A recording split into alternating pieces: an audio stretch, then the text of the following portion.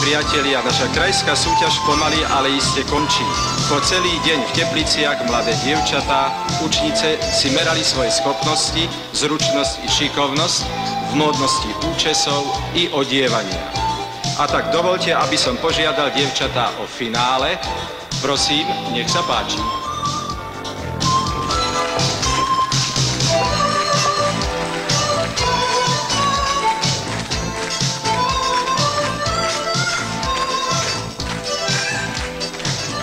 Sledujete najlepšie modely, ktoré sa dostali do užšieho výberu a porota bude mať veľmi ťažkú úlohu vybrať z nich jeden víťazný.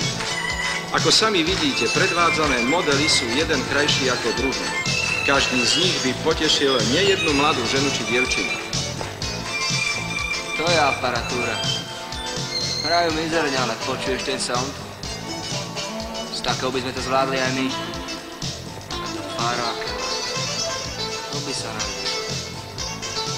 Je to prehliadka nápaditosti, zručnosti i šikovnosti našej nastupujúcej generácie odevných tvorcov. Tých, ktorí nás budú obliekať pre chvíľu všedné i sviatočné. Teraz už isto všetci s napätím očakávame rozhodnutie poroty. Áno, a už to tu máme. Ako najlepší vyhodnotila porota model Alžbety Juríčkovej, žiačky odborného učilišťa v Novej Bani. Model, ktorý predvádza manekínka Vlasta Sláviková.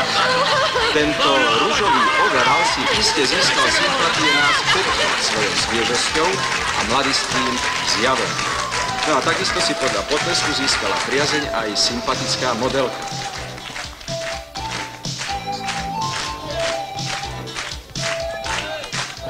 Marisa, vidíš to, čo ja?